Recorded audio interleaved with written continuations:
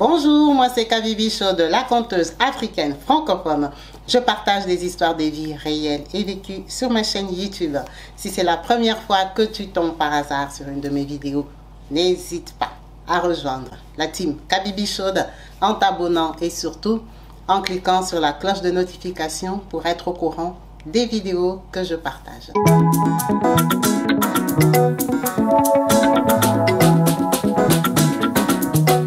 Partout dans le monde, sans exception, abonnez-vous sur la chaîne YouTube Kabibi Chaude TV. L'information en temps réel, temps réel. Bonjour et bienvenue sur ma chaîne YouTube Kabibi Chaude TV. Yes, en chaleur, je suis heureuse de vous retrouver tous nombreux, connectés, branchés, actifs et présents sur ma chaîne. Comme vous savez, ici, on parle de nous, on parle des histoires des vies, on parle de nos expériences. Merci à vous tous qui n'avez pas hésité à nous rejoindre en vous abonnant et surtout à cliquer sur la cloche de notification pour être au courant des vidéos que je partage. Merci à vous tous. Comme vous avez pu bien voir dans les titres, waouh, aujourd'hui on a une histoire tellement forte, tellement poignante, avec notre sœur qui nous a contactés et qui a demandé à ce que j'ai publié même ses photos, que j'ai publié les photos de ses enfants, que j'ai publié en fait parce que elle est en détresse, elle a besoin d'aide, elle a besoin de secours. Notre maman Irène nous a contactés depuis le Congo-Brazzaville. Notre maman est camerounaise. Notre maman a un gros souci. Notre maman lance en fait, je crois qu'on va appeler ça un SOS. Elle a besoin d'assistance. On va raconter son histoire, son parcours. Donc, je vous demande vraiment de faire attention et de savoir dans quelle mesure on peut lui venir en aide. Ici, chez Kabibi Chaude, nous sommes une team. Nous sommes une team très élargie des différents rangs sociaux. Et d'habitude, comme accoutumé, on fait l'effort de se venir en aide comme on peut. Sur tous les réseaux sociaux, notre maman a choisi la chaîne Kabibi Chaude parce qu'elle trouve qu'elle peut faire confiance et peut-être avoir une solution ici, car nous savons que nous sommes une team des qualités et des différences. Donc, je vais vous la mettre en photo et vous mettre un petit message de sa part, un morceau de voice, et après, on va raconter son histoire. Le tribunal, je peux apporter plainte contre enlèvement d'enfants et tout et tout. Le tribunal me dit que non, ici, là, on ne peut pas, un père ne peut pas enlever ses enfants. Un père, ici, je dois plutôt dire que je vais la garder, je dois laisser une plainte que je vais la garde de mes enfants, une pension alimentaire. Ce n'est pas un enlèvement, c'est... je ne sais même pas ce qu'ils me racontent. Je les ai convoqués au tribunal. Arrivé au tribunal, à un moment donné, il me fallait une somme d'argent.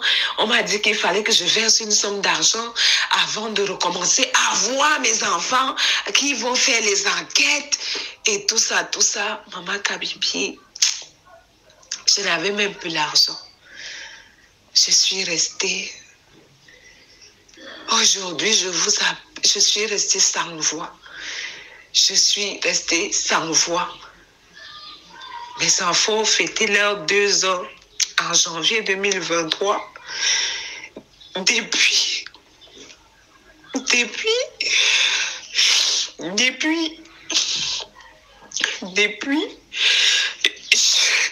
février, excusez-moi maman Kabibi, depuis février 2023 jusqu'à aujourd'hui, depuis février 2023 jusqu'à aujourd'hui, février 2024, ça fait je pense un an, ça s'était passé dans la même période que je n'ai plus jamais revu mes enfants.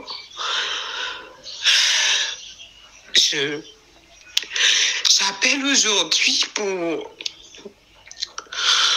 Je sais pas, j'ai besoin d'une aide. Si quelqu'un ici à Brazzaville peut m'aider à retrouver mes enfants, j'appelle pour... Je vous contacte, maman Kabibi, pour un SOS. Vraiment. Vivre sans mes enfants. Vivre sans mes enfants. Je suis suis peinée chaque jour. Je suis peinée. Je n'arrive même pas à avancer dans ma vie. Je n'arrive pas à avancer. Je veux une aide, que quelqu'un me vienne en aide pour que je puisse retrouver mes enfants. Que quelqu'un vienne, que je puisse retrouver mes enfants. Je ne sais pas. Je veux une aide. Je veux une aide. Excusez-moi. Je n'ai personne ici à Brazzaville. J'ai besoin d'aide. Si quelqu'un pouvait me rendre justice, m'aider en justice pour cette affaire. Vraiment, ça va vraiment me soulager. Ça va vraiment me soulager, maman Kabibi. Mes enfants me manquent beaucoup. J'aime mes enfants. Et je n'ai même vu comment mes enfants marchent. Je ne sais même pas si mes enfants sont visés, sont en santé. Je ne sais pas. Je suis dépassée. Je suis dépassée. Maman Kabibi, j'ai besoin d'aide. J'ai besoin d'aide ici à Brazzaville. J'habite à Brazzaville. J'ai besoin d'aide. J'ai besoin d'aide. J'ai besoin d'aide. Je vous en prie. J'ai besoin d'aide. Si quelqu'un peut m'aider en justice pour suivre cet homme en justice et me remettre mes enfants, me remettre la garde de mes enfants. Vraiment, j'ai besoin d'aide, maman Kabibi. J'ai pu raconter mon histoire comme je pouvais. J'espère que vous allez publier mon histoire, maman Kabibi. Donc, vous avez tous entendu le message de notre maman et dans quel état elle était quand elle m'a laissé ses voices. Elle m'a laissé des voices de 3 heures du temps en train de parler comme ça. La plupart du temps, dans ses voices, elle pleurait. On va raconter son histoire. Notre maman, elle est née au Cameroun. Elle dit que son papa est de tribu Ewando et sa maman des tribus Yambassa. Donc, c'est 2 Camerounais qui se sont mariés et qui ont eu 6 enfants. Maman Irène, elle est la 4e de sa famille. Elle avait des grandes sœurs et un petit frère. Quand elle a grandi, ses parents étaient très très pauvres. Tellement pauvres qu'ils se sont séparés à cause de la pauvreté. Elle n'a pas étudié. Elle-même, elle a dit, elle n'est pas allée loin dans les études. Mais elle sait parler français, elle sait écrire, mais elle n'a pas poussé dans les études parce que, à l'âge de 17 ans, avec sa sœur Denise, donc on va parler des 3 sœurs, en sachant qu'ils sont 6. On va parler de Denise qui est la plus grande, Arlette et puis Irène. Avec sa sœur Arlette, donc Denise est plus grande que Arlette. Irène et Arlette, Irène avait 17 ans, Arlette avait 19 ans. Tellement la souffrance a dépassé, la galère, dans leur tourniquet là-bas, au Cameroun, elles ont appris que si tu pars au Tchad là-bas, tu peux t'en sortir. Il y a le boulot. En fait, elles avaient eu la connexion que au Tchad, on venait de construire un grand hôtel touristique où on allait recruter les gens. C'était un hôtel genre un peu ouvert à tout le monde. Donc, on cherchait les gens des différentes nationalités parce que c'était un hôtel international pour les Blancs expatriés, des choses comme ça. Tellement ils étaient pauvres, elles ont décidé d'aller au Tchad. Je ne m'a pas dit dans quelle ville, mais elles sont allées au Tchad. Quand elles arrivent là-bas, elles travaillent pendant 1 an. Elles se retrouvent parce qu'elles ont vraiment trouvé le travail dans cet hôtel-là. Ils ont commencé à travailler là-bas comme des bonnes, des femmes de ménage et tout ça. En espérant peut-être que tu peux cogner aussi, ta chance peut donner, tu peux rencontrer un Français ou un Allemand, n'importe qui. C'est quand même un hôtel international. Donc, elles travaillent là-bas pendant 1 an. Leur sœur Denise voit que, depuis que les petites là sont parties, elles envoient un 50 000, un 100 000, ça veut dire que ça va. Elle motive Denise à les rejoindre. Elle parle avec les gérants. Quand Denise aussi vient, on fait quoi? On embauche Denise, la grande sœur. Ça veut dire que les 3 filles aînées sont au Tchad. Elles ont travaillé pendant 1 an. Denise est tombée malade. Denise est décédée. Quand Denise décède, elle a peut-être 19 ans. Elle va sur 20 ans. Ce sont des petites filles. toutes les trois là, même Denise qui est venue là, elle a peut-être 21 ans, 22 ans. Denise décède, ça les trouble, ça leur fait peur. Elles ont quitté le Tchad avec le corps de leur sœur jusqu'au Cameroun, traumatisées. Elles arrivent au Cameroun, elles ramènent le corps à leur maman. Leur maman va faire quoi? Elle pleure et on enterre Denise. Elle reste 1 an au Cameroun. Elles essaient de se débrouiller, travailler à gauche, à droite et tout ça. Après, elles ont encore un business qui vient tomber pour aller au Gabon, à Libreville. Elles ont quitté encore le Cameroun à 2. Elles sont parties jusqu'au Gabon. Mais au Gabon, c'était plus dur. Donc, au Gabon, elle m'a dit, on a vivoté plus qu'au Tchad. Vous comprenez bien que ces filles ici se promènent avec le passeport camerounais, mais elles ne prennent pas l'avion. Hein? Ah non, elles partent en bus, à pied et tout ça. Elles sont pauvres. Elles ne prennent pas l'avion, Douala, Libreville. Non, elles ne sont pas à ce niveau-là. Quand elles disent Gabon, couper, jusqu'au Gabon. Quand elles arrivent au Gabon, galère. Sa sœur, Arlette, qui est sa grande sœur, tombe enceinte d'un Gabonais. Les Gabonais là, a poudré. Les Gabonais a fui. Les Gabonais a nié. Elle se retrouve enceinte. La galère, Arlette ne peut plus travailler parce que ses grossesses sont compliquées. Elles ont fait quoi? Elles ont quitté le Gabon à pied. Elles sont rentrées jusqu'au Cameroun. Elles rentrent chez eux. Arlette accouche d'un bébé gabonais. Le papa est porté disparu. Elle rentre au Cameroun. Arlette devient maman. Ça veut dire que sa copine de tous les jours, qui est sa grande sœur Arlette, ne peut plus sortir avec elle. Parce qu'elle est devenue maman. C'est compliqué. Leur maman déjà elle est pauvre. C'est comme si toute la charge maintenant reste sur elle parce qu'elle est éveillée. Elle a déjà beaucoup voyagé. Elles sont déjà wise. Ce sont des filles éveillées. Ok? Elle fait quoi? Elle commence à se battre elle-même. Elle commence à essayer de sortir, essayer de chercher l'argent. Vous voyez un peu, ce sont des filles qui font la vie. Entre parenthèses. Elle ne m'a pas dit où, comment et à quelle occasion. Elle m'a dit, maman Kabibi, tu vois tous ces parcours que je te raconte là, il faut compter même 7 avortements dedans. Parce que j'ai avorté, j'ai tombé enceinte, j'ai avorté, mais Arlette, je ne sais pas où les garçons l'avaient convaincue, mais elle avait décidé de garder l'enfant là. Donc notre maman ici a reconnu que dans leur vie de tourniquet, elle a beaucoup avorté parce qu'elle sortait avec des hommes, non, vous comprenez que ce sont des filles libres. Elle arrive au Cameroun, elle commence à sortir. Pendant un jour, elle tombe sur une fille du Congo, Brazzaville. Vous avez vu comment elle est belle, non? Donc elle était belle comme ça depuis longtemps. Et je vais vous dire, ces photos-là qu'elle a prises, c'est où? Les photos qu'elle m'a envoyées. Ce ne sont pas les photos d'aujourd'hui. Ce sont les photos qu'elle m'a envoyées. Elle arrive en boîte de nuit. Elle tombe sur une fille du Congo-Brazza. On va l'appeler Solange. Ah, salut, ça va et tout ça. Hey, toi, tu es ici. Hey, moi, je viens de Brazzaville. Ah bon? Hein? Elle dit, tu es belle, hein? Elle dit à Irène. Irène dit merci. Irène lui offre un verre parce qu'elle a vu une étrangère. Irène, c'est une fille émancipée qui a voyagé. Elle connaît les Tchadiennes, les Gabonaises. Donc, elle est cool. Elle offre les verres à Solange. Directement, Solange est contente, la Congolaise de Brazza.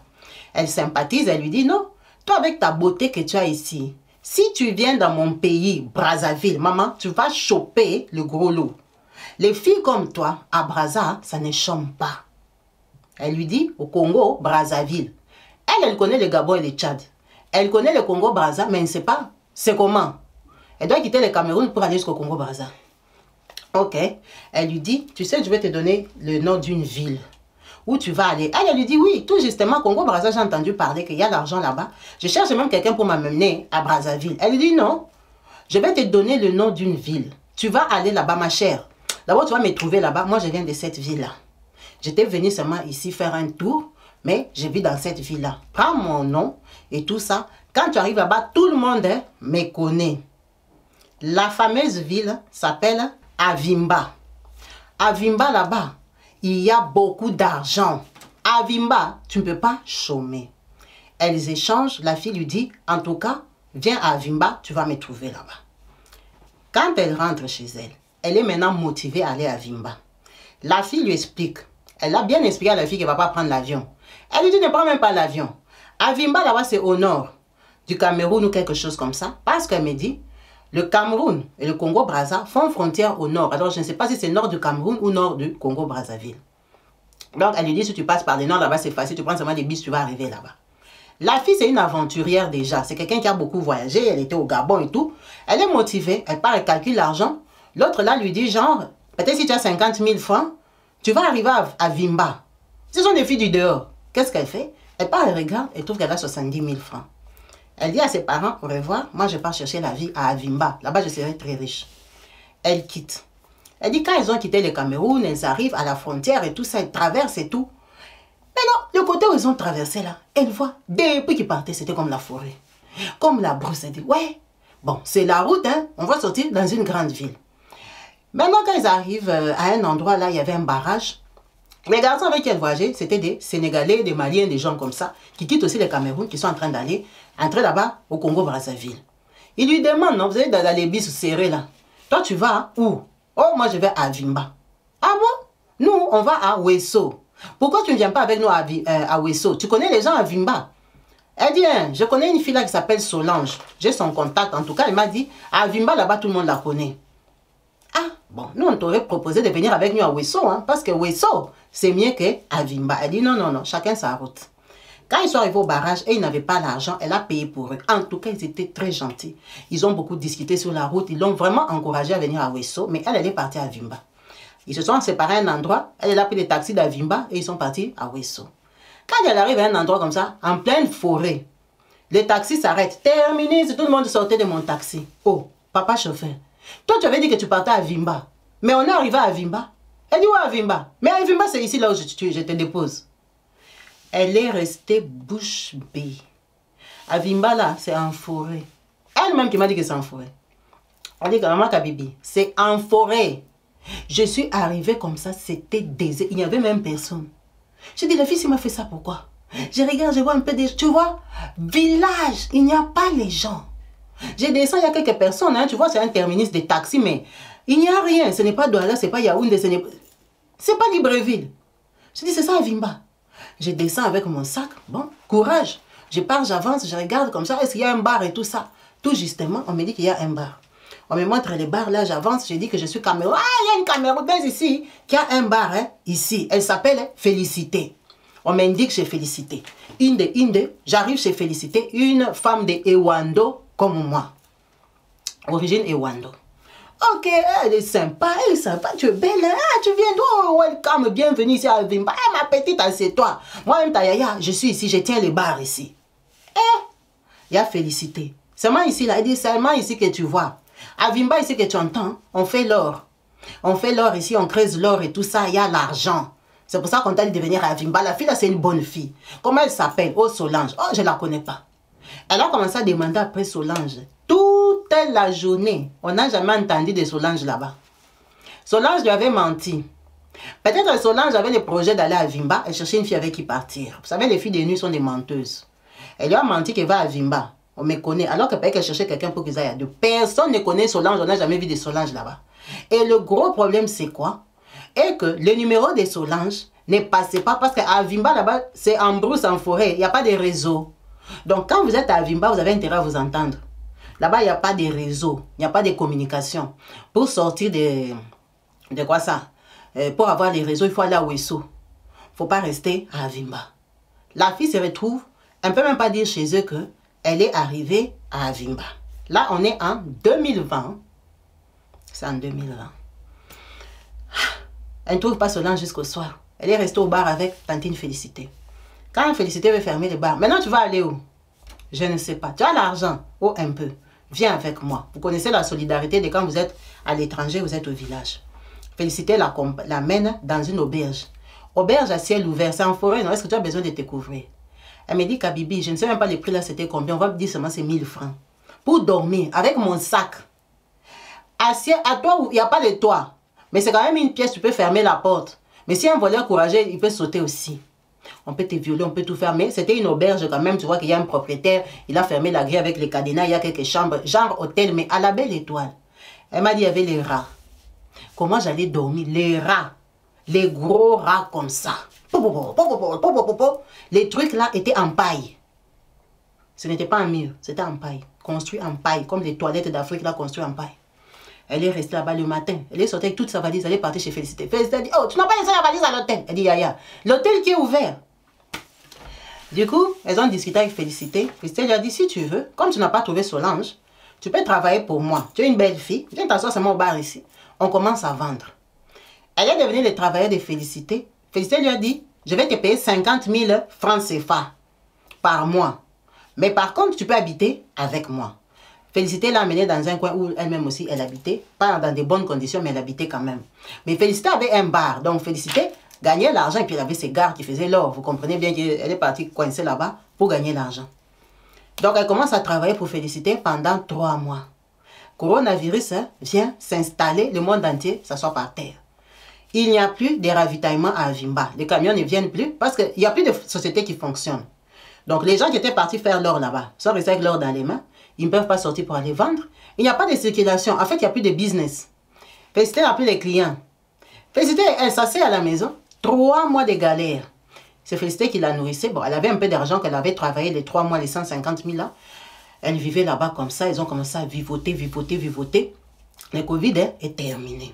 Quand le Covid termine, il y a une Camerounaise aussi qui vient apparaître là-bas à Avimba. Elle est venue faire quelque chose. Elle vient chez Félicité.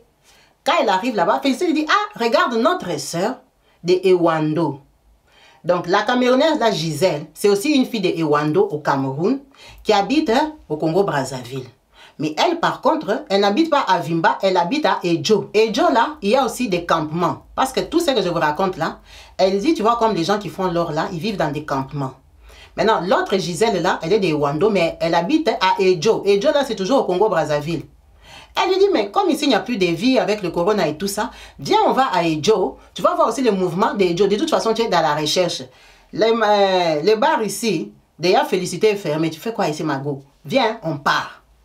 La fille là venait d'accoucher. Elle avait laissé son bébé congolais de Brazzaville avec son garde de Brazzaville, là-bas à Ejo. Quand elle arrive, elle lui montre Ejo. Ejo aussi, il y a d'autres campements. Elle dit, mais par contre, à Ejo, il y avait beaucoup de gens, des Camerounais, des hommes, des Maliens, des Sénégalais, des Djiboutiens. Il y avait tout le monde là-bas. À Ejo, là-bas aussi, il y a de l'or. En tout cas, il y a plus de mouvements qu'à Avimba. Elle dit, ah, Ejo même, hein, ça va. Elle reste avec la fille 2 mois. La fille lui dit que le bébé la gêne. Les Congolais de Brazza ici, la tourne gauche, droite, ils ne s'en sortent pas parce que le bébé dans des coins comme ça ne donne pas. La fille là lui dit, attends-moi, je pars au Cameroun déposer le bébé. La fille est partie au Cameroun, elle est restée à Ejo. Quand elle revient, au lieu qu'elle continue à vivre à Ejo avec la fille lui dit que non. Avec son mari congolais de Brazzaville, ils ont décidé de déménager. Ils vont aller vivre à Soanké. Soanké, là aussi, il y a l'or. Vous comprenez bien qu'ils sont du côté où il y a l'or au Congo-Brazzaville. Ce sont des campements, comme elle me dit. Ce sont des petites villes, hein, des petits villages qui ne sont pas loin les uns des autres. Donc, elle quitte Ejo avec Gisèle et son mari congolais de Brazzaville, qui toutes les deux maintenant suivaient les guides, celui qui est du Congo. Elles arrivent à Soanké. Quand elles arrivent, elles s'installent, parce que vous voyez, elles sont avec un autochtone, quelqu'un de là. Elles s'installent, sa copine et elle ouvrent un bar. Parce que leur business, c'est préparer. Vous savez, les camionneurs savent préparer, faire les poissons et tout ça. Donc, c'est pour ça que quand elles vont dans ces coins-là, elles partent ouvrir des bars, des maquis, comme elles-mêmes ils appellent. Elles ont ouvert un grand maquis. Donc, on va dire Gisèle a ouvert un grand maquis. Parce que c'est Gisèle qui avait le mari. Ils avaient un peu d'argent plus qu'elle. Gisèle ouvre les maquis. Elle devient le travailleur de Gisèle. Elle a déjà oublié, il y a Félicité là-bas. Elle commence à travailler. Pourquoi ils sont allés à Soanké? Parce que le mari de Gisèle a dit, tu vois Soanké, c'est encore plus grand parce que ce n'est pas loin d'un grand site qu'on appelle Congo-Ron. Congo-Ron là, c'est parmi les grands sites où on extrait, où on exploite l'or. Là-bas au Congo-Brazzaville. Il y avait une société des Européens installée là-bas. Mais en 2020, la société là avait déjà fait faillite, elle était tombée. Donc, vous voyez que ça veut dire que Congo-Ron était construit au level des gens riches, des blancs, des expatriés. Parce que partout, tous les campements, ils partaient, c'est vraiment la source des villageois, là où les gens, même single person, les gens particuliers peuvent aussi aller creuser, voler un peu l'or du gouvernement pour vendre. Maintenant, ils se sont rapprochés de Congo-Ron. Mais eux, ils habitaient à Soanké. Ça veut dire à Soanké. Les gens qui sont à Congo-Ron peuvent venir faire l'ambiance à Soanké. Vous aussi, vous pouvez aller à Congo-Ron. Bref. Tous les secteurs que je vous raconte là, il n'y a pas, Internet. Il n'y a pas les réseaux. Donc, ils habitent seulement comme ça avec les rendez-vous. Là-bas, ils vivent à l'ancienne. Avec les rendez-vous, c'est la forêt. Il n'y a pas le courant là-bas. Donc, elle part habiter à Soanké. Ils sont en train de forcer, ils sont en train de travailler. À Soanké, là-bas, elle fait connaissance avec d'autres Camerounaises. En tout cas, apparemment, il y a beaucoup d'étrangers là-bas. Les autres pays, les gens, vraiment l'ambiance. Vous voyez, quand les gens sont dans une carrière. Elle fait connaissance avec des dames là qui, elles, ont un restaurant à Congo-Ron. ce sont des Camerounaises. Et comme par hasard, parmi les groupes, il y a une dame de Ewundo. Ewundo qui est la tribu de son papa. C'est comme ça que les filles de Ewundo là viennent la contacter un jour pour lui dire, tu vois les jours que tu étais venu là, il y avait un garçon qui t'avait vu. On va fermer sa parenthèse. On va aller dans la vie du garçon qui l'avait vu pour qu'on se comprenne bien. Le garçon qu'il avait vu, il s'appelle Jafté. Jafté, c'est un Congolais de Brazzaville qui est l'enfant d'un papa Larry et d'une maman Mboshi. C'était des jeunes. Ils se sont aimés. Ils ont eu Jafté et la sœur de Jafté. Mboshi, ce sont les gens qui viennent vraiment de Brazza, si j'ai bien compris. Larry, ce sont les gens qui viennent de Pointe-Noire. Ça, c'est en général, hein, global, pour qu'on se comprenne. Parce que Brazzaville et Pointe-Noire, ce n'est pas la même ville. Donc, apparemment, ils ne s'apprécient pas, ou ils ne se marient pas entre eux. En tout cas, ils ne s'aiment pas beaucoup. Ils ne s'apprécient pas. Les anciens parents, là, mais maintenant, vous pouvez vous marier, on s'en fout. Mais à l'époque, là, ils ne s'aimaient pas. Donc, quand le monsieur Larry va aimer la fille Mboshi, là, tout le monde est contre. Et les Larry sont contre, et les Mboshi sont contre. On ne veut pas de cette union-là. Vous n'allez jamais vous marier. Ils ont mis au monde une fille, et ils ont mis au monde Jafté. Quand ils ont mis au monde comme ça, c'était à Pointe-Noire. Les parents de la fille là ont quitté Brazzaville, ils ont pris l'avion. Ils sont allés jusqu'à Pointe-Noire prendre leur fille. Tu ne vas pas rester ici chez les Larry, on ne veut pas. Ils ont ramené leur fille à Brazzaville avec les enfants.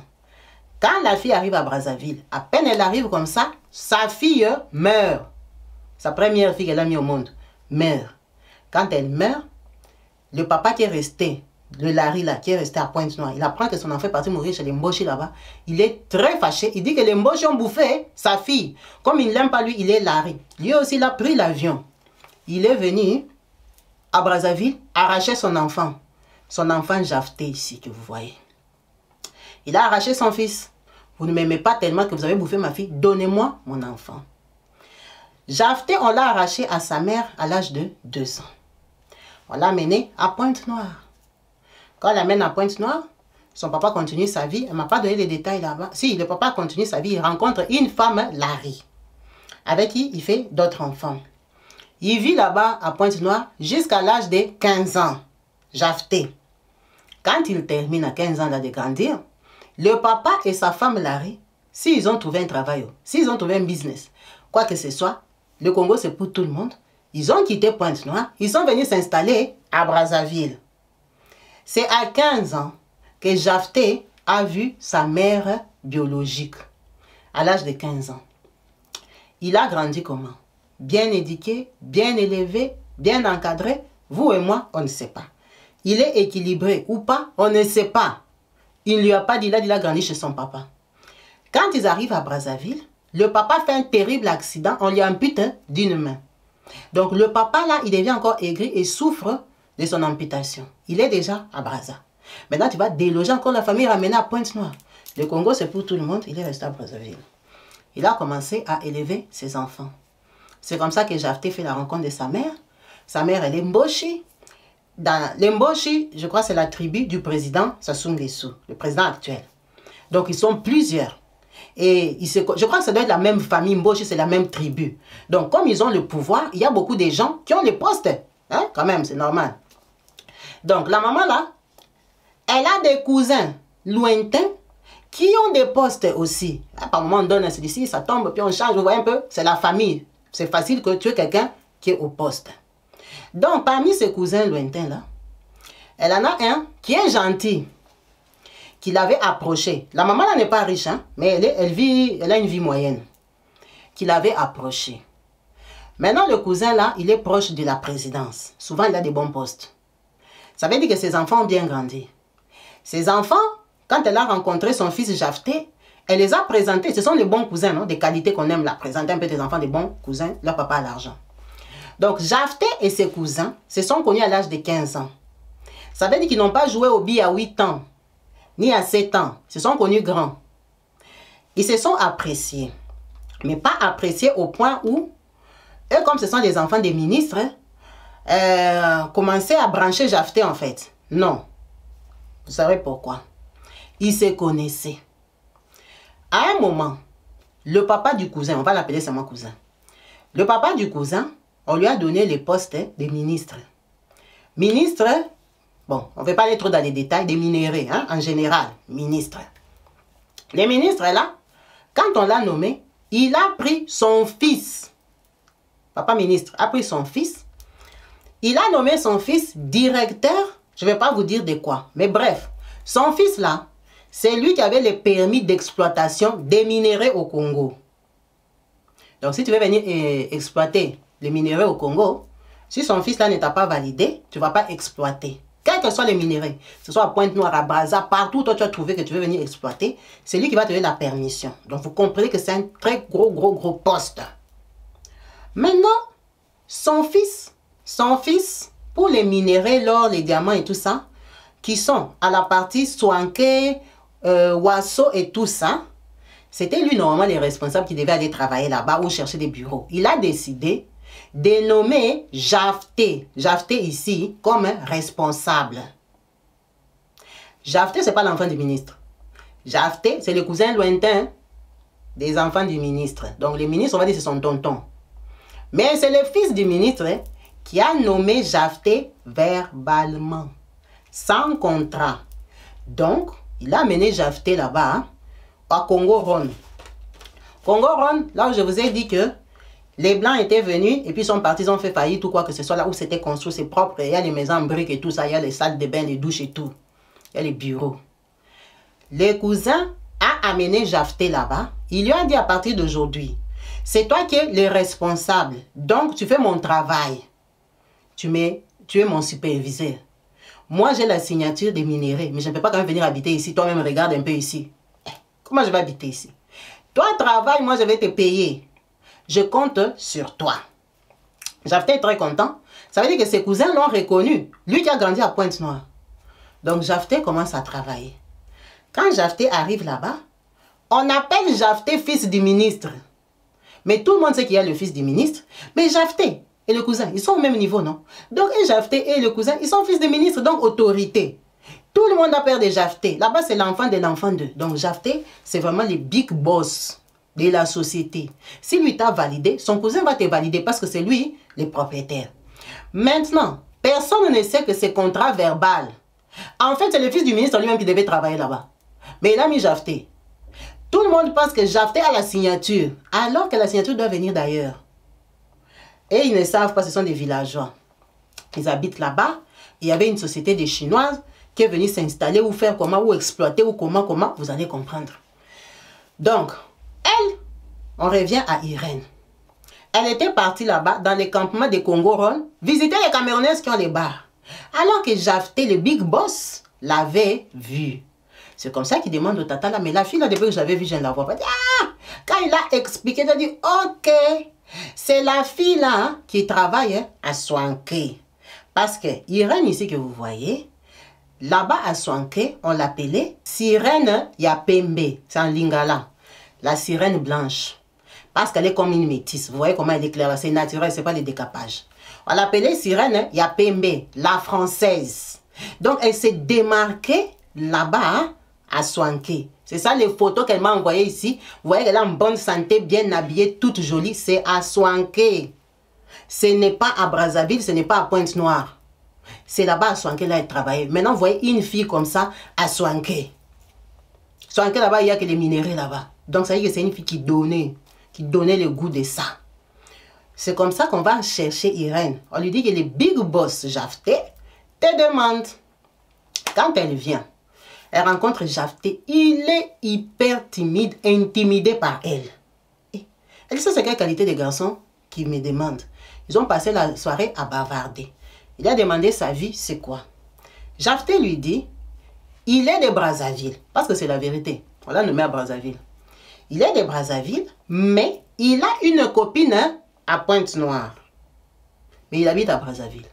Elle n'a pas capté parce qu'elle ne connaît ni Pointe-Noire, ni Brazza. Elle ne sait pas c'est combien de distance, de kilomètres et tout ça. Si on part en voiture, en avion ou en hélicoptère. Il lui demande, et toi? Elle dit, moi, je viens du Cameroun. Moi, je n'ai ni fiancé, ni enfant, ni personne. Aucun engagement. Je suis ici à Soanké, je cherche mon argent, je travaille au bar. Elle dit Kabibi, quand j'étais à Soinké là, je ne me prostituais pas. Je ne touchais pas parce que déjà, j'impressionnais les gens. Je m'étais dit que je vais calculer une personne bien, que je vais choper. Je suis une fille du dehors, j'avais déjà compris le mouvement de l'or. Tu ne peux pas aller dans un terrain comme ça, tu sors avec A, B, C, D. Tu n'auras plus de valeur. Et tu sais, comme ma soeur avait été piégée au Gabon, ça m'avait ouvert les yeux. La vérité est que quand j'étais à Soinké, j'ai commencé un peu à prier. Moi, j'ai commencé à prier. Déjà, quand j'étais arrivé en forêt, là, j'avais eu peur. J'ai dormi avec les rats. J'ai dit, hey, les endroits comme ça vont te bouffer ici à Brazzaville. J'avais peur. J'étais coupé du monde, coupé de ma famille. J'avais peur, j'ai prié. Je ne sortais pas avec les gens là-bas à Soinké. Je m'étais dit, un jour, je vais choper quelqu'un ici des lourds. C'était ça ma philosophie. Donc, les hommes couraient après moi. Et notre bar, ça marchait parce que, comme je n'avais pas de mari, moi, j'étais très belle. Maman, les clients venaient comme des mouches. La sœur de Gisèle, ta sœur, elle est avec qui les hommes venaient dépenser là-bas. Même mon beau-frère congolais là m'aimait comme ça. Il dit, mais ta sœur camerounaise, elle est sérieuse. Parce que les clients venaient comme des mouches. Je n'acceptais personne. Donc maintenant, quand on me dit c'est les big boss, je viens pour tester un peu le terrain. Quand même, c'est les boss. C'est lui qui donne la signature. C'est ça même que je voulais. Quand j'arrive, le gars est timide. Ah, la façon qu'il était timide là, je suis repartie à Soinké. Je suis partie 3 semaines. Il a commencé à me chercher. Comme il n'y a pas de téléphone, c'est message sur message. Il faut que quelqu'un vienne à Soinké pour qu'on te ramène les messages. Oh, mais toi, tu es parti pour toujours. Le chef là te cherche et te cherche. Ok. Je reviens 3 semaines après pour le voir. Oh, mais toi, tu es parti. Je dis, mais papa, je suis venu ici. J'ai tué une journée de travail. Tu m'as rien dit. Oh non, moi, je vais être avec toi. Moi, tu me corresponds. Tu es une fille classe. Ici à Soinké, il y a que les villageoises et tout. Ok. J'ai accepté. Je n'avais pas aussi trop les tourner. Je savais que c'était lui, les big boss, les tatas là m'ont signalé que c'était lui qui a la signature. Alors que la signature était à Brazzaville. Donc j'accepte. Parce que lui, il avait 34 ans et moi j'avais 28 ans. Elle est jeune. Elle accepte qu'il dit qu'elle vienne rester avec lui à Congo-Ron. Congo-Ron, ça change les conditions de là, elle habite à Soinké. Bien sûr qu'à Soinké, il vivait un peu mieux. C'est lui qui avait les bars. Mais Congo-Ron, c'est propre, c'est bien. Elle accepte. Ça prend un peu du temps, mais elle vient s'installer à Congo-Ron. Elle commence à sortir avec lui. Elle dit, quand je l'ai découvert, tu vois, moi j'ai beaucoup voyagé. Je suis ouverte d'esprit. Ça matchait comme ça. On s'entendait trop bien. C'est comme ça qu'il me raconte l'histoire de ses parents. Il me dit qu'il a un enfant de 9 ans, mais qu'il ne sait pas où est l'enfant. Je dis, où est l'enfant, comment? Il dit, ah, ça s'était trop mal passé avec sa maman. Sa maman m'a quitté, elle m'a fui avec l'enfant. Je n'ai pas d'enfant. J'ai un enfant, mais je ne sais pas où il est. Maman, quelqu'un qui te dit, il est de Brazzaville, une copine à Pointe-Noire. Tout le monde cherche, il n'est pas marié. Tout le monde veut mettre la tête. Chacun cherche sa part. Donc, je commence à vivre avec lui. On est dans de bonnes conditions. J'ai rencontré les Chinois, je suis madame. Imagine un peu comment moi je suis là et tout ça. Pas 2 mois après, je suis enceinte. Quand je tombe enceinte, le gars est jeune, frais, complice. Il m'aime, il m'adore. Je lui dis, je suis enceinte. Il me dit, c'est pas vrai. Je dis, c'est vrai. Il me dit, moi, tu ne peux pas avorter mon enfant. Je t'ai dit que je n'ai pas d'enfant, mon enfant on a fouillé avec. Ça fait 9 ans que je ne sais pas où est mon enfant. Moi, tu vas accoucher mon enfant, maman. La façon que je t'aime. Toi, une métisse comme ça. Garde mon bébé. Ça me rassure. Je dis de toute façon, moi, j'ai déjà donné ma vie à Dieu. Tu as vu ici à Soinké, même ici, partout, on se promène. Tu as entendu quelqu'un pointer que c'est ma femme? Personne. J'ai beaucoup avorté dans ma vie. L'enfant ici, même si tu ne veux pas, je vais le garder. On est d'accord. Je commence à garder ma grossesse. Quand j'étais venue habiter là-bas, on avait fait comme notre compagnie à nous perso de faire l'or. Hein? Il faisait, vous voyez, là on creuse, non? Donc tu peux aussi avoir tes gens qui creusent un peu pour toi l'or. C'est le business, c'est l'Afrique. Toi tu vas travailler seulement pour la société, on va te payer. Donc lui aussi, avec son gars, ils avaient les gens qui faisaient un peu l'or pour eux, hors personnel. Ils gagnaient des petits sous. Tu vois, c'est une fille éveillée qui a voyagé, donc ils s'entendaient super bien. Ils gardaient un peu leur argent. Maintenant, quand elle habite avec Jafté, elle comprend que Jafté n'a pas de fiche de paye. Même si tu travailles pour le gouvernement, même si c'est le ministre qui t'a nommé, même si c'est son cousin ou son frère. Quand quelqu'un part au travail, on le paye, non? Elle n'a pas fait de grandes études, elle n'a pas étudié, bref. Mais quand même, elle sait que quand quelqu'un travaille, on le paye. Surtout, un travail officiel comme ça. Elle lui demande, maintenant, toi, on te paye combien? Oh non, moi, on ne me paye pas. En fait, hein, c'est mon cousin qui me donne l'argent. Son cousin lui donnait 500 000 francs CFA par mois. 500 000 francs CFA, c'est ça le salaire. Si ces jours-là, il est gentil, il donne 500 000, d'autres lui donnent 400 000. Mais entre 400 000 et 500 000, c'était ça son revenu mensuel que le cousin qui est à Brazzaville lui donnait. OK? Donc, il n'a pas de salaire officiel. C'est pour ça qu'il fait son business personnel. Il continue à vivre. La grossesse pousse jusqu'à 4 mois, 5 mois. Ils disent qu'ils vont aller à Ouesso. Vous voyez les Ouesso là? Elle avait rencontré les Maliens et les Sénégalais qui partaient à Ouesso. Donc, elles doivent aller pour le contrôle à l'hôpital de Ouesso. Vous vous rappelez quand elle venait, elle était avec les Maliens, les Somaliens et tout ça, dans les taxis, les Sénégalais, qui lui disaient qu'ils allaient à Ouesso, c'est une grande ville. Ils n'avaient pas compris pourquoi elle allait au village. C'est le même Ouesso là où le garçon lui dit, tu dois aller là-bas pour te faire examiner chez les gynécologues à l'hôpital de Secourex. Apparemment, Secourex là-bas, c'est un grand hôpital. Donc, il l'amène à Ouesso, première fois qu'elle voit Ouesso. À Ouesso, il y a le réseau. À Ouesso, c'est une grande ville. Elle dit, ah, c'est ici que le garçon le venait. Ok. Elle va à Secourex là-bas. Elle dit, comme Dieu sait faire les choses, Kabibi. J'arrive à Secourex là-bas, je tombe sur un médecin gynécologue. Femme qui a pour assistante une Camerounaise de Ewando. Je crois qu'il y a trop de gens de Ewando là-bas, à Brazzaville, qui ont immigré là-bas. La maman camerounaise de Ewando, elle habite là-bas à Ouesso, elle travaille à l'hôpital avec le gynéco. Vraiment, je suis bien accueillie. Eh, ça, c'est notre fille. Eh, métis, c'est noir. Eh, métis, c'est tout ça. En tout cas, on a fait les examens et tout ça, prise de temps, contrôle et tout correct. Et pas de sida, pas de rien du tout. Les enfants, on a regardé, maman, ça vient tomber échographie comme ça. Des jumeaux. 2 garçons. On s'est regardé avec Jafté. Jafté, les yeux ont tourné. C'est pas possible. Tu es enceinte des jumeaux? Je suis enceinte des jumeaux. On rentre chez nous, on habite à Congoron. Il était content, tellement content, qu'il a appelé ses parents. Les parents qu'il a appelés là, tous les deux sont à Brazzaville, même s'ils sont séparés. Son papa a une femme, sa maman elle vit seule. C'est comme ça qu'elle a commencé à parler avec les parents des Jafté. Donc, belle famille. La maman était contente, elle lui a expliqué l'histoire des Jafté, l'enfant l'avait fouillé et tout et tout et tout. La maman a commencé à appeler ma fille, nous on n'avorte pas nos enfants, accouche pour Jafté et tout, maman flatteuse. Le papa même aussi appelé. Elle a même parlé avec la belle-mère. La belle-mère, la femme du papa. La grossesse avance bien et tout et tout. Quand la grossesse est 7 mois, les gynécologues lui avaient dit, les enfants jumeaux comme ça, parfois on les accouche tôt. Moi, je ne te recommande pas de rester à Congoron jusqu'à terme. Va accoucher en chemin. Viens déjà à Ouesso, parce que les grossesses comme ça, tu peux accoucher à 8 mois et demi, parce que c'est des jumeaux. Il faut que tu sois dans les parages. Même si tu es jeune et que la grossesse n'a pas de problème. Quand elle est enceinte de 7 mois, avec Jafté, ils sont conscients qu'ils habitent au village, là-bas en brousse, en forêt. Ils décident d'aller l'installer à Ouesso pour qu'elle accouche. Donc, pour aller à Ouesso, il faut prendre la maison. Jafté a pris 1 million de francs CFA. Il a pris avec elle, ils sont partis. Chercher la location. Acheter les meubles. Il a dit, il lui avait donné 1 million. En tout cas, il a aidé qu'à trouver la maison. Il est rentré vite à Congoron. C'est elle-même qui a acheté les meubles, la télévision, tout. Elle s'est installée enceinte. À Ouesso, elle ne connaissait personne à part la maman Élisée. Maman Élisée, c'est son vrai nom, elle travaille à l'hôpital de Ouesso. À l'hôpital de Secourex. À part maman Élisée, elle ne connaissait personne. Donc, elle commence à aller là-bas, après les contrôles, elle reste, maman Élisée, ma petite de Wando et tout ça. C'est pour ça que maman Élisée, un jour, elle lui présente une fille qui habite chez maman Élisée, qui est aussi de Ewando. Ah, c'est notre sœur camerounaise. Elle est partie accoucher.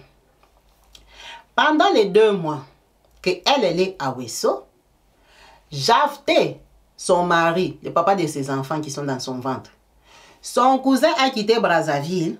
Il est parti à Congoron. Là, il avait nommé Jafté verbalement. Quand il arrive là-bas, il est en colère.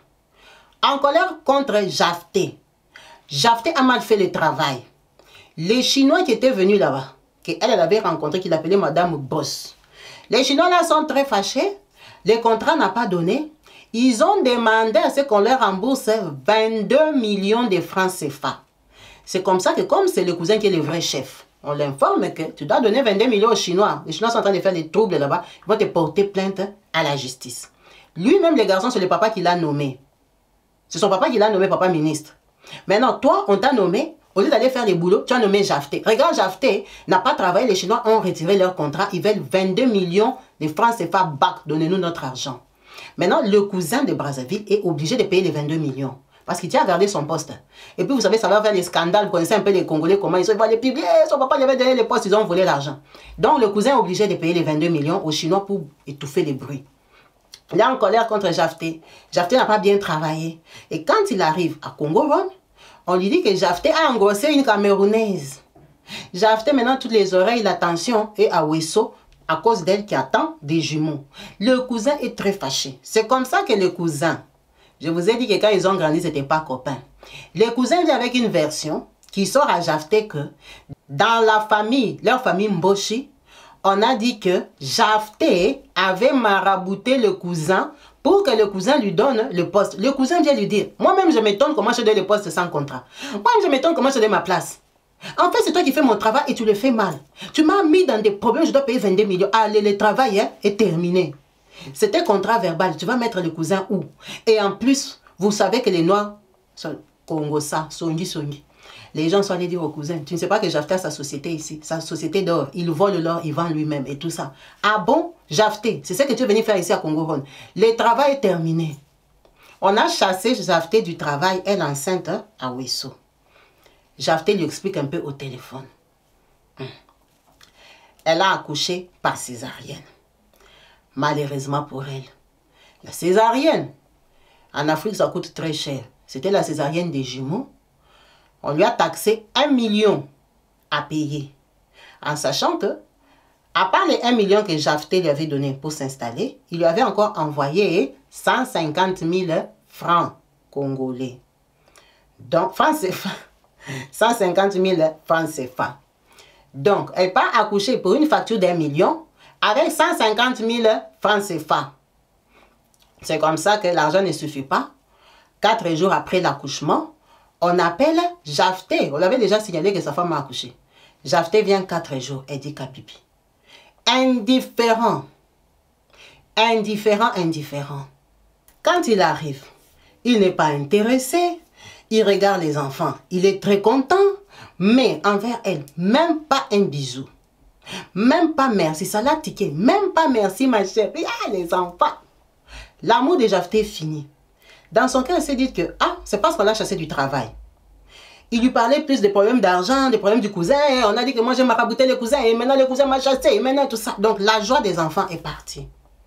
Jafté part. Il dort chez elle, à Wesso, c'est chez eux. Le lendemain, il vient. Vous connaissez l'Afrique, quand tu accouches par césarienne, c'est grave. Ça veut dire qu'on doit te garder à l'hôpital. On doit te surveiller. La personne qui a commencé à la surveiller, c'est la fille de Owando que maman adjointe des gynécos là, lui avait présenté. Vous voyez, la maman Élysée, la maman camerounaise, elle lui avait présenté une fille qui habitait chez elle. Elle avait présenté la fille là, donc elle s'est relayée. Si ce n'est pas maman Élysée elle-même qui dort à l'hôpital, c'est sa fille qui dort à l'hôpital parce qu'elle avait accouché par césarienne des jumeaux. Les enfants, Dieu merci, ils n'étaient ni dans la couveuse ni dans quoi que ce soit. Ils étaient bien. Donc, Jafté fait 3 semaines à Wesso. Il ne paye pas l'hôpital. La facture est de 1 million. Jafté, il n'a pas l'argent, on l'a chassé du travail. Jafté. Mais toi et moi, on avait la société d'or. Oh, moi, je n'ai pas l'argent, je ne sais pas comment je vais te sortir de là. Il vient seulement, il visite, ils vont parler d'argent, se prendre la tête pour l'argent et tout et tout. La dame l'a dit, ce n'est pas possible que moi je continue à dormir ici. C'est Jafté qui doit venir dormir, c'est le papa des enfants. Les laits ne sortaient pas. Elle avait trop de problèmes. Il fallait acheter les laits pour 2 bébés. Les jumeaux là, des garçons. Tu vas les nourrir comment? Stress, problème, stress, problème. Elle a fait 2 mois à l'hôpital. Jafté à Wesso, il n'a plus de travail. Il ira chercher quoi à Congo? 2 mois à l'hôpital. Elle appelle la maman de Jafté. Ils n'ont pas l'argent. Elle appelle chez eux. Comme par coïncidence. Sa maman, elle fait le commerce, non? Elle se débrouille. Elle avait ou 4 millions ou comment. Elle avait investi l'argent de la tontine avec les gens. On venait de rouler sa maman. Donc sa maman même au Cameroun n'avait rien. Sa grande sœur Arlette qui avait l'enfant, elle-même elle n'avait aussi rien. Sa famille lui envoyait les 10 000, les 20 000 et tout ça pour manger, pour acheter les laits.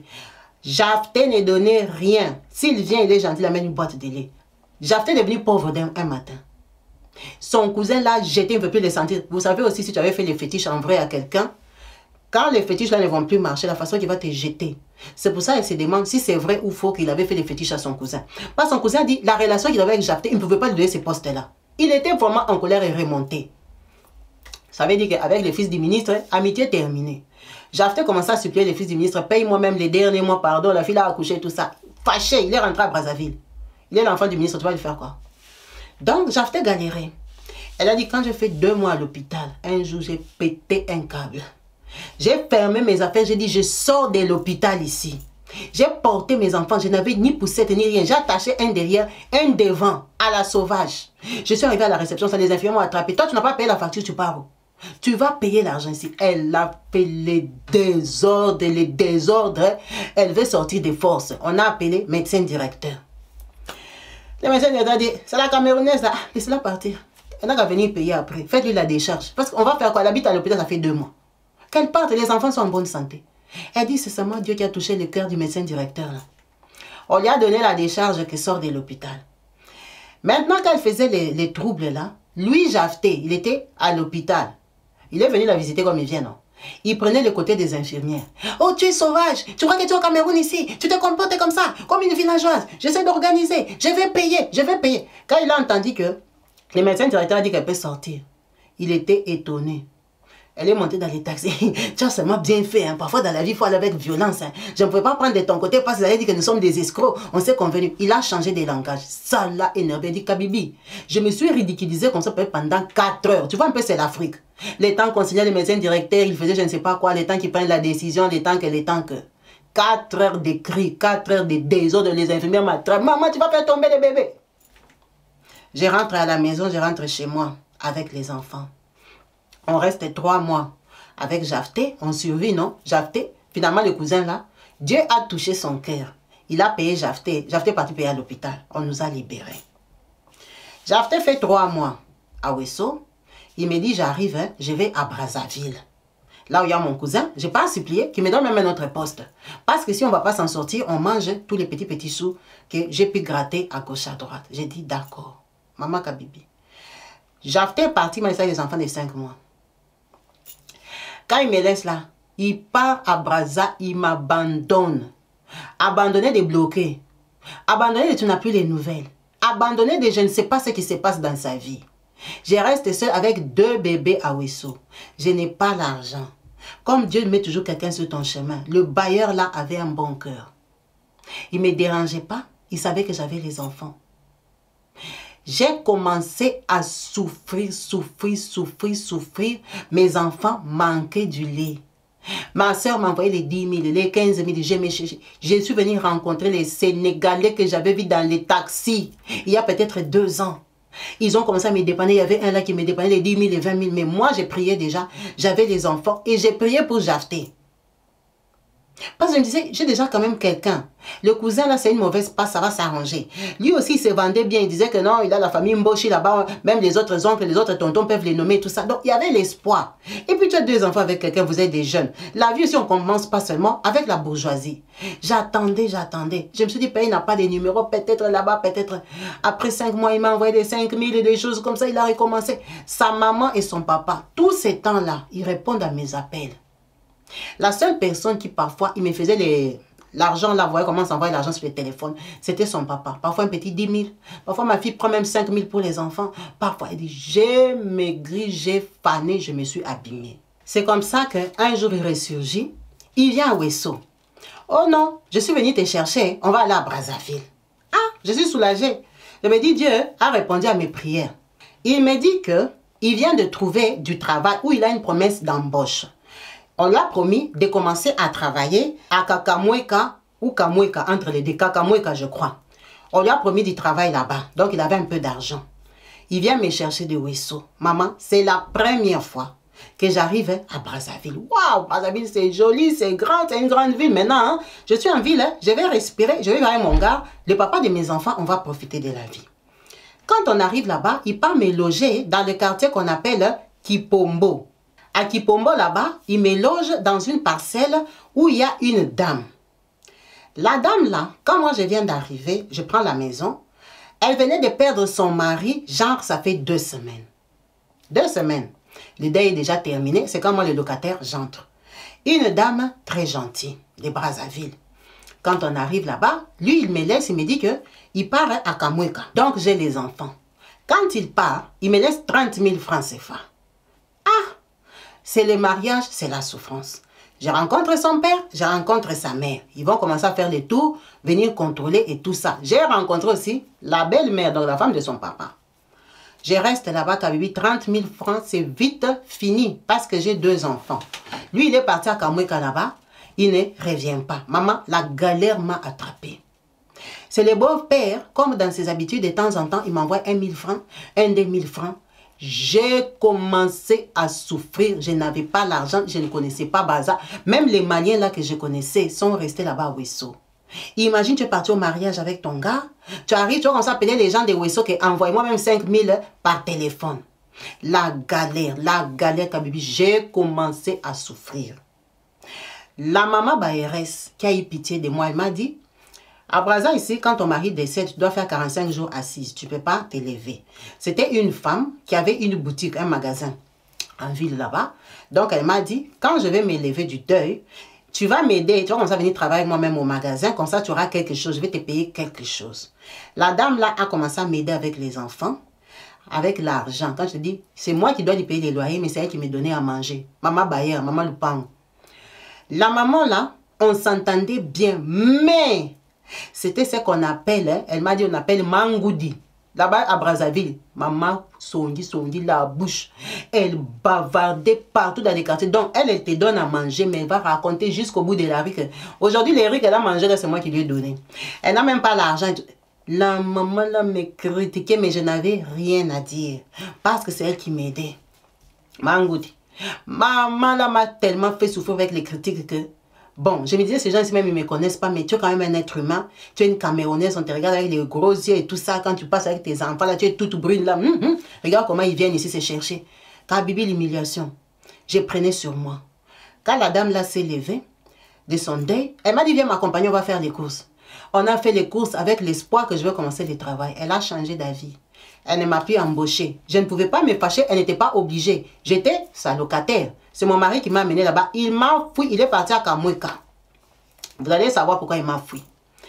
Quand elle ne m'embauche pas, elle commence à aller au travail, elle me laisse. Ça veut dire que l'aide là qu'elle me donnait quand elle me voyait que depuis le matin avec les enfants, les lèvres vont sécher. Il n'y a même pas de l'eau à boire. Elle me donnait un peu d'aide. Maintenant, elle ne me voit plus, elle rentre chez elle le soir. Ça veut dire que la galère s'est multipliée.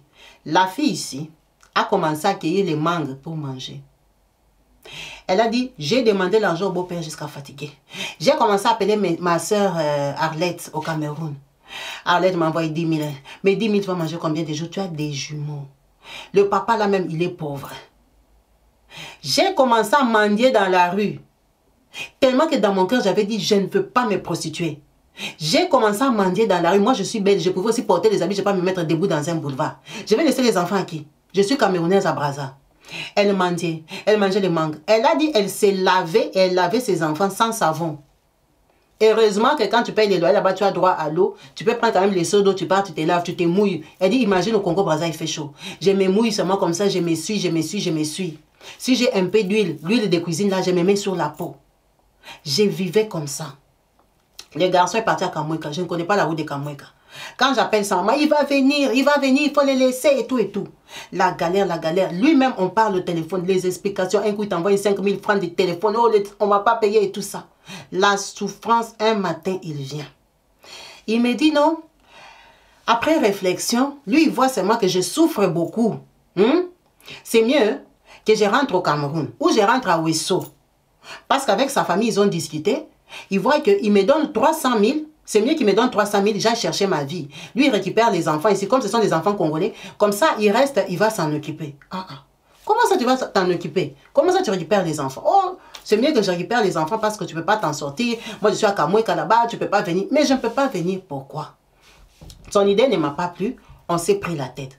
Le jour où on se prend la tête, là, un jour, c'est le jour, hein, le soir, une fille appelle. La fille qui appelle, c'est ça sa copine là, des pointes noires. Ah bon? Je comprends que c'est sa copine. Parce qu'il répond devant moi, il parle à l'aise, tranquille. Monsieur qui parle avec madame, quoi. J'ai pété un câble. J'ai dit, c'est pour ça que tu me dis à moi de partir. Tu t'es remis avec elle. Oh. Tu vois un peu les hommes. C'est chez lui, celui qui m'a logé là-bas. prise de tête. En tout cas, ça s'est mal passé. Ça se passe mal le lendemain. Il part, il me laisse 10 000 francs pour que je reste galérer. Kabibi, il est parti comme ça. C'est ça la vidéo que je vous mets ici. Cette vidéo, c'est au mois de janvier. Elle est en train de filmer ses enfants. C'est les jours de leur anniversaire. C'est le 4 janvier là. Elle est en train de les filmer. Elle dit, tu vois, quand j'ai filmé cette vidéo, je venais de faire 2 jours sans manger. 2 jours sans manger. Elle avait mangé les mangos, quoi. Elle ramassait les fruits sur la route. Elle filmait les enfants là. Elle a dit, elle arrivait à acheter la bouillie. Elle faisait la bouillie à ses enfants sans lait, sans sucre. Les enfants que vous voyez, ils sont en train de ramper là, comme ils sont beaux là. Comme vous voyez ces enfants beaux ici. Ils viennent de boire la bouillie sans lait, sans sucre. C'est le jour de leur anniversaire. Ils viennent d'avoir 1 an. C'est le jour de leur anniversaire. C'est ça la vidéo que je vous mets. Donc, elle fait comme ça, très malheureuse. Le gars, bien sûr, qui la tourne. Le lendemain de cette vidéo, le monsieur vient de Kamweka. Quand il arrive, elle est très fâchée. Toi, vraiment, l'anniversaire des enfants et tout, et tout. Il dit, non, t'inquiète pas. Je suis là. Je suis là, on va parler. J'ai réfléchi, comme tu ne veux pas, il n'y a pas de souci et tout. On va organiser ça. Il reste, il prend le téléphone, il appelle sa copine. C'est comme ça. Il appelle sa copine. Elle entend qu'il a appelé sa copine. Mais pendant ce temps-là, elle lui dit, pourquoi à chaque fois que tu viens ici, tu appelles cette fille? Prise de tête. Elle lui dit, donne-moi l'argent. Tout l'argent, ça devient, on disait, tu donnes à la copine. Là, parce qu'à Kamweka, tu as un salaire. Quand il se dispute, elle prend le téléphone, elle appelle la copine. La copine là, de Pointe-Noire. Elle appelle pour lui dire maintenant 4 vérités. Écoute, moi j'existe, j'ai les enfants avec lui, et tout ça, tu ne peux pas commencer à interférer comme ça. Ces enfants ici souffrent, ils n'ont pas à manger, ils n'ont pas comme ça. Si tu ne sais pas qu'il a des enfants, il a des jumeaux, moi je m'appelle un tel et tel et tel. Le garçon s'est fâché, c'est fâché. C'est ça les photos que je vous mets ici, ils viennent de la tabasser. Donc, il a tabassé la fille ici. C'est ça les photos que je vous ai mis là. Parce qu'elle venait d'appeler sa copine. La fille ici, on l'a tabassée comme ça, on ne l'a pas soignée. On l'a soignée à la pharmacie. Déjà qu'elle était pauvre, elle n'avait pas l'argent. C'est à la pharmacie, on a dit, d'accord, va mettre ça, va appuyer, va faire comme ça. Toutes les blessures que vous voyez là, Jafté l'a tabassée. Il l'a tabassée, elle est obligée de redormir là-bas avec lui. Vous voyez que c'est à la guerre comme à la guerre. Elle rentre. Quand il reste là-bas, c'est les querelles, vous comprenez bien. Le lendemain, il lui dit, excuse-moi pour hier. Excuse-moi pour hier. Bon, prends l'argent, alors tu vas aller préparer. Préparer, là, c'est à manger. Il lui donne 4 000 francs. Je ne sais pas ce qu'on peut acheter avec 4 000 francs. Il lui dit, va au marché, va acheter la nourriture, il lui donne 4 000 francs. Tellement qu'elle ne mange pas dans sa vie. Elle part au marché. Elle dit, chose bizarre. Quand j'arrive au marché, je rencontre son frère, le frère de Jafté.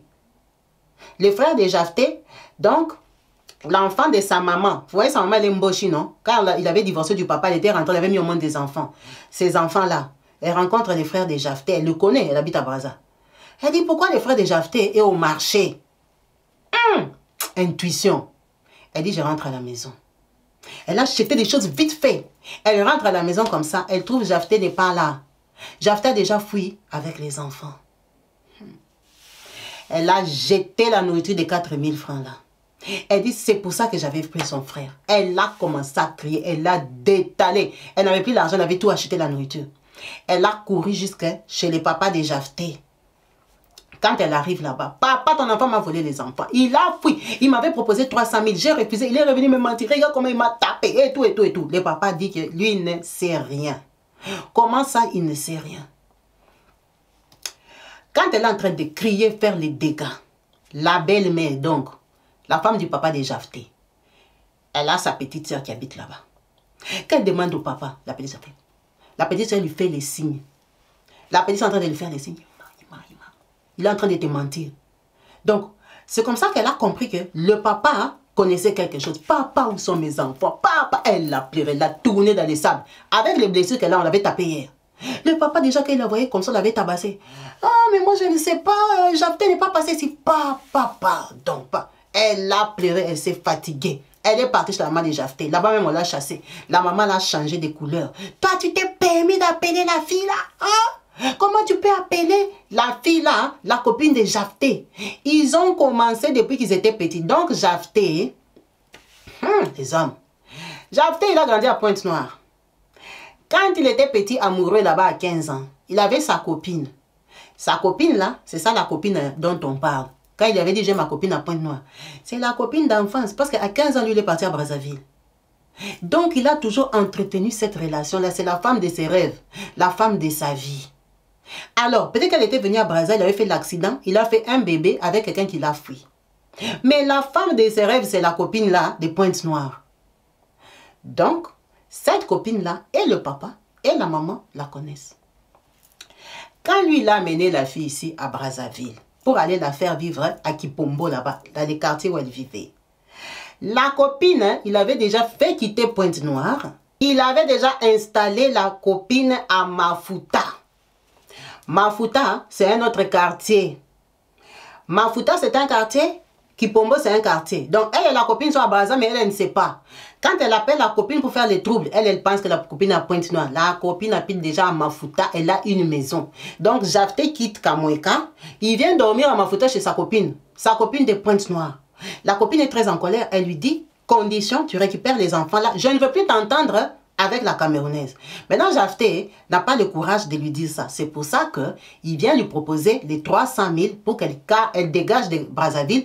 Lui, il prend des enfants. Il part vivre avec sa copine des rêves, sa femme depuis l'enfance. Non, la maman lui dit, elle n'a pas le droit d'insulter la copine. C'est ce que la maman lui dit, que c'est sa copine d'enfance. Quand elle rentre chez le papa, c'est la belle-mère, la femme du papa, qui lui donne que la copine habite à Mafuta. Il ne faut pas dire que c'est moi. La copine habite ici, c'est ça leur plan. Donc la fille a marché à pied comme ça toute la journée.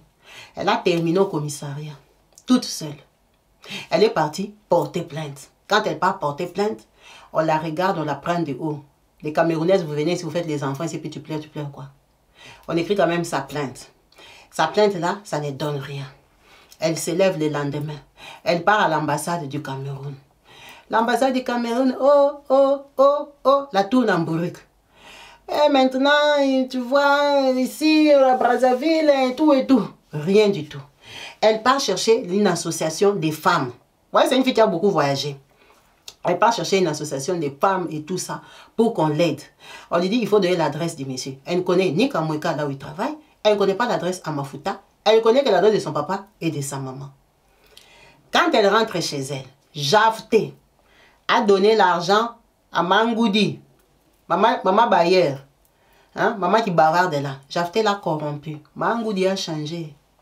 Quand elle arrive comme ça, Mangoudi est déjà très fâché. D'ailleurs, tu as les retards de l'eau, il faut que tu sortes de chez moi. Il les a opposés. En tout cas, elle dit qu'il l'a corrompu parce que la maman là, elle bavardait, mais elle était gentille. Mangoudi dit, tu dois sortir de chez moi. Elle va aller habiter où? Elle va trouver la maison où? Elle a trouvé une maison, elle me dit Kabibi, ce n'est même pas 3 mètres sur 3 mètres, seulement là-bas à Kipombo. Elle n'avait pas l'argent. Elle est partie habiter là-bas. L'argent pour trouver les 3 mètres sur 3 mètres là, c'est Arlette, sa grande sœur, qui lui a envoyé ça du Cameroun. Tout ça, on parle de la jolie fille ici. Hein. C'est la jolie fille ici dont on parle. Arlette lui a envoyé l'argent du Cameroun. Elle a trouvé la maison. Elle a dit jamais. Elle doit savoir Mafuta là, c'est où. Elle est partie seulement négocier. La petite soeur de la belle-mère. La belle-mère lui a expliqué, va seulement Mafuta, tu prends tel bus, tel bus, tel bus. Elle est arrivée à Mafuta. Elle a patrouillé, Jafté, tout Mafuta parce qu'elle n'avait pas d'autre choix. Elle se promenait avec le nom de la fille là, tout Mafuta, pan, on lui a montré l'adresse. C'est comme ça qu'elle va chercher les militaires. Elle dit, comme Dieu sait toujours faire les choses, je suis partie à l'ambassade, ils ne m'ont pas aidé. Ils m'ont dit qu'elle va au tribunal. Au tribunal, pour ouvrir les dossiers, il faut l'argent. L'argent viendra où? Sa soeur lui avait envoyé 30 000. Elle est partie pleurer chez les policiers là-bas. Les policiers disent, ils ne vont rien faire. Elle a dit, Kabibi, j'ai étalé mon pagne.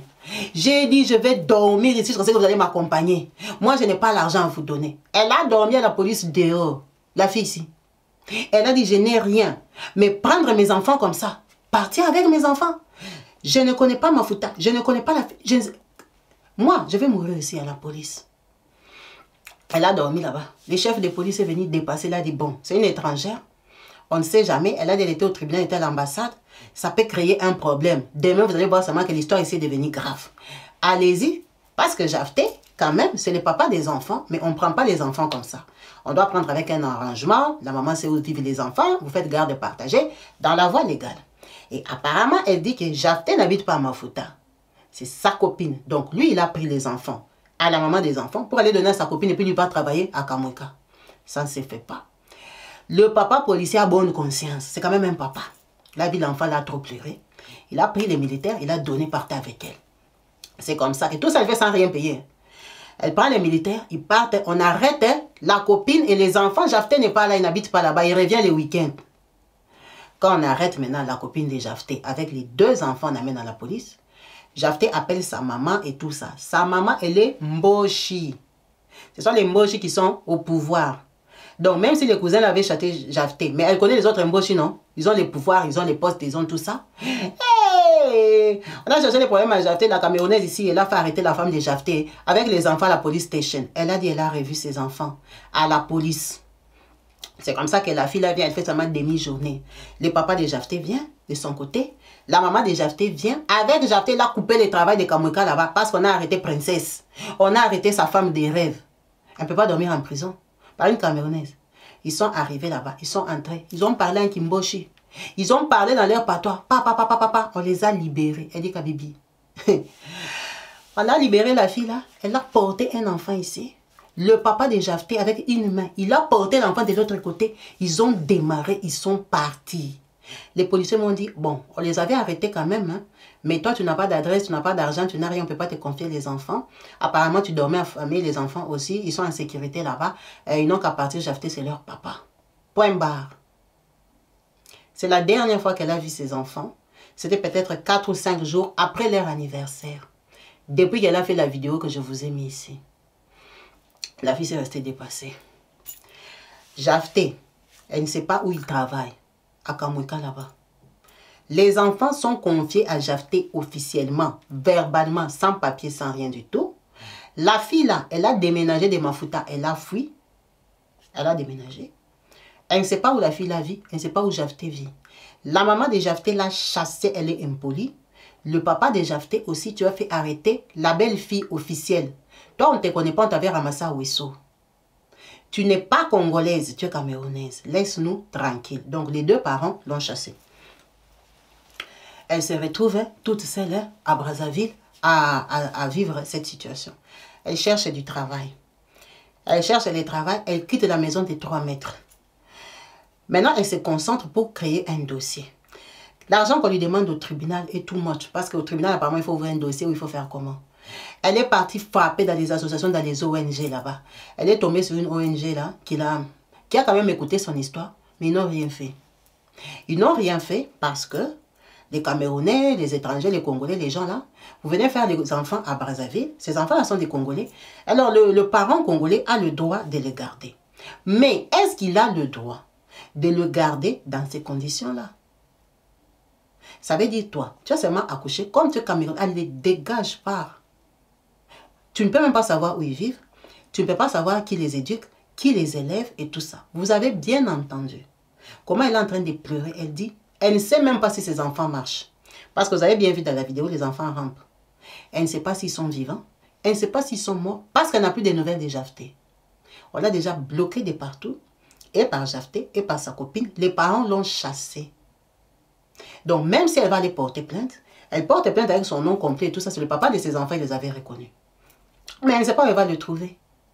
Elle est camerounaise à Brazzaville toute seule. C'est pour ça qu'elle a partagé cette histoire ici. Chez Kabibi Show. Parce qu'elle sait que il y a une team. Dans la team, il y a tout le monde. Elle entend les histoires qu'on raconte, qui viennent de Brazza, qui viennent de Pointe-Noire, qui viennent de par-ci, par-là. Il y a beaucoup de gens qui ne se manifestent pas ici. Si quelqu'un sait où il y a un moyen de pouvoir l'aider, à savoir même où vivent ses enfants, dans la voie légale, c'est leur papa. Elle n'a pas dit qu'elle veut prendre les enfants pour ramener au Cameroun. Même faire garde par, même les voir même 1 fois par semaine. Pourquoi elle, en tant que parent, qui a toute la volonté du monde de voir ses enfants, elle n'a même pas le droit de les voir, elle n'a rien fait. C'est pas qu'elle les a tapés, les a maltraités, non. On les lui a arrachés parce qu'elle est étrangère, elle n'a rien à dire. Elle a bouclé et fermé sa bouche, elle est à Brazzaville. Même s'ils vont faire garde partagée, même s'il va les garder, les élever. Donc elle ne peut pas connaître ses enfants, ses seuls enfants dans la vie, à son âge. Elle aura 31 ans cette année. C'est une jeune fille. Donc, c'est supposé que elle doit prendre l'avion, rentrer au Cameroun, laisser des jumeaux. C'est fini. Faire cadeau à Jafté. Si on l'avait fouillé avec son premier enfant, par sa ex, ce n'est pas de sa faute. Si c'est une vraie histoire ou une fausse, elle n'est plus sûre parce qu'elle ne fait ni confiance à la maman, ni au papa. Ils ont tourné les dos, ils ont pris le côté de leur enfant. Si il veut tant ses enfants, pourquoi ils ne peuvent pas se convenir? Dans la voie légale, je suis leur papa, je prends les enfants. C'était quoi cette idée de lui donner 300 000 francs CFA pour qu'elle dégage? Ça veut dire l'enfant coûte 150 000. Donc par enfant, 150, 150, je te donne 300 000, tu pars, tu dégrapilles de ma vie. Elle était mère porteuse. C'était quoi le but? La copine de Pointe-Noire. Elle n'a pas de ventre. Elle n'accouche pas. Donc ça, c'est imposer à quelqu'un d'être irresponsable de force. Tu as des enfants, on t'oblige à les abandonner parce que tu es étrangère. Elle n'a pas dit qu'elle veut aller avec eux au Cameroun. Elle veut vivre à Brazzaville pour voir ses enfants. Aussi longtemps qu'elle n'a pas vu ses enfants. Qu'elle ne sait pas où ils sont, elle ne va pas quitter le Congo. Parce qu'elle ne va jamais abandonner ses enfants. La fille s'est dormie dehors à la police. Elle n'a pas l'argent. Mais maintenant, là, aujourd'hui qu'on parle, elle a déjà trouvé un travail, elle s'est organisée. Elle m'a dit, elle vend les médicaments. Elle a un business. Alors, je ne sais pas, elle vend les médicaments là comment? Parce qu'en Afrique, quelqu'un vend les médicaments. Ce n'est pas la pharmacie. Si c'est ambulant, si c'est à la maison, si c'est quoi, elle vend les médicaments. Mais à part vendre les médicaments qui est son petit business d'à côté, elle travaille. Elle ne m'a pas dit quel travail elle fait, mais elle a quand même un peu de moyens aujourd'hui pour un peu se débrouiller, se chercher. Mais vous avez bien entendu qu'elle a besoin d'aide. Elle cherche un soutien. Elle cherche quelqu'un d'influent. Elle n'est pas Mboshi, elle n'est pas Larry, elle est camerounaise de Ewando. Elle a besoin de quelqu'un qui peut l'accompagner, même dans la voie légale, d'avoir quand même un droit sur ses enfants. Pourquoi elle va jeter des beaux enfants comme ça? Et puis, avec toute la galère et la souffrance qu'elle a eue, est-ce qu'elle peut se détacher des enfants comme ça? Elle m'a dit, Kabibi, j'ai développé une maladie de mal à la poitrine. J'ai mal au cœur. Je souffre, j'ai mal au cœur tellement que j'ai stressé. Elle dit, j'ai un point là, j'ai mal dans ma poitrine. Tous les jours, j'ai pleuré, j'ai gêné, j'ai pleuré, j'ai pris. Tous les jours. Je ne sais pas si c'est quoi que Dieu est en train de me montrer, si c'est quoi qui me suit, qu'est-ce que j'ai fait? Qu'est-ce que j'ai fait? Imagine la galère que j'ai eue. J'ai dit, je ne veux pas me prostituer. Dieu va m'aider. Dieu va m'aider. Je suis seule dans ce pays, sans personne, aucun Camerounais, personne pour m'accompagner. Mais on me fait subir ça dans un pays des droits. C'est un pays des droits. Alors, le droit là, c'est seulement pour les Congolais ou c'est aussi pour les étrangers qui vivent dans leur pays? Elle demande justice. Elle a besoin d'aide et d'encouragement. Je vais vous mettre encore ce voice, si vous n'avez pas entendu, pour que vous entendiez les pleurs et les cris de votre sœur. En vous remerciant tous d'avoir suivi cette vidéo jusqu'à la fin et en espérant, en croisant les doigts de tout cœur, de trouver une solution pour notre sœur, notre sistou, notre maman de la team, qui est vraiment en détresse. Merci à vous tous. Le tribunal, je peux apporter plainte contre enlèvement d'enfants et tout et tout. Le tribunal me dit que non.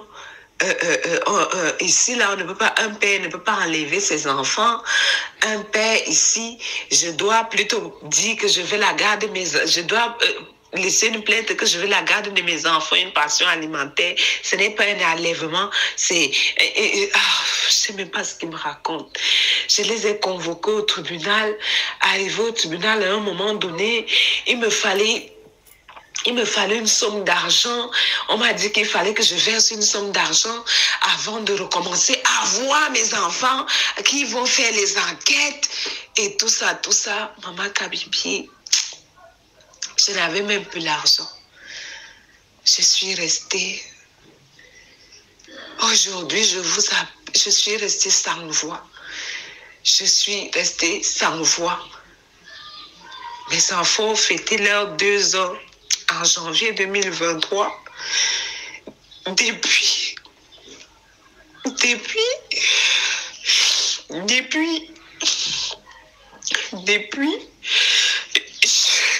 février, excusez-moi, Maman Kabibi, depuis février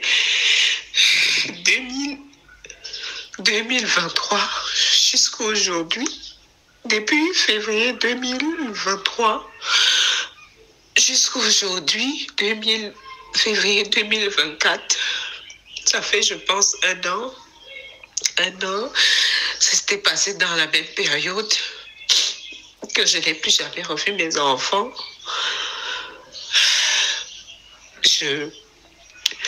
J'appelle aujourd'hui pour... Je sais pas, j'ai besoin d'une aide. Si quelqu'un ici à Brazzaville peut m'aider à retrouver mes enfants, j'appelle pour... Je vous contacte, Maman Kabibi, pour un SOS. Vraiment. Vivre sans mes enfants. Vivre sans mes enfants. Je suis peinée chaque jour. Je suis peinée. Je n'arrive même pas à avancer dans ma vie. Je n'arrive pas à avancer. Je veux une aide, que quelqu'un me vienne une aide pour que je puisse retrouver mes enfants. Que quelqu'un vienne, que je puisse retrouver mes enfants. Je ne sais pas. Je veux une aide. Je veux une aide. Excusez-moi. Je n'ai personne ici à Brazzaville. J'ai besoin d'aide. Si quelqu'un pouvait me rendre justice, m'aider en justice pour cette affaire. Vraiment, ça va vraiment me soulager. Ça va vraiment me soulager, Maman Kabibi. Mes enfants me manquent beaucoup. J'aime mes enfants. Et je n'ai même vu comment mes enfants marchent. Je ne sais même pas si mes enfants sont visés, sont en santé. Je ne sais pas. Je suis dépassée. Maman Kabibi, j'ai besoin d'aide. J'ai besoin d'aide ici à Brazzaville. J'habite à Brazzaville. J'ai besoin d'aide. J'ai besoin d'aide. J'ai besoin d'aide. Je vous en prie. J'ai besoin d'aide. Si quelqu'un peut m'aider en justice pour poursuivre cet homme en justice et me remettre mes enfants, me remettre la garde de mes enfants. Vraiment, j'ai besoin d'aide, Maman Kabibi. J'ai pu raconter mon histoire comme je pouvais. J'espère que vous allez publier mon histoire, Maman Kabibi.